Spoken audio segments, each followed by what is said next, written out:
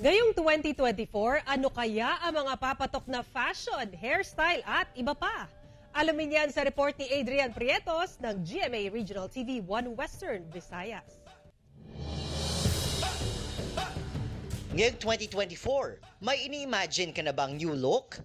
May plano ka bang maging in sa fashion?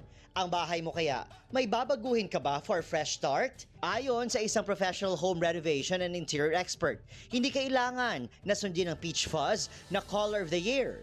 Ang mahalaga, malinis at may malapan na espasyo sa inyong bahay. We welcome that by cleaning and welcoming the new year every year. Sa mga gamit na may sentimental value, paano kaya i-let go to make space para sa mga bago? We can just retain that by improving or maybe rearranging. So kung si Lola mo gusto niya sa aparador nga ina, kay tuwod nga gusto nagdugay na nasa inyo balay, it's fine. You just From home renovation, ang iyon namang crowning glory. Handa na kaya sa 2024? Kung kulay ang pag-uusapan, gray daw ang uso. This kind of color, actually, it's blend the gray hair. So this is a natural color to make a natural. It's a very flexible also, this kind of color.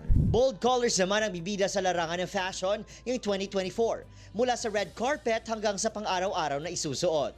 Kung accessory ang pag-uusapan, may trend din na dapat mong subukan to unleash the rampadora in you.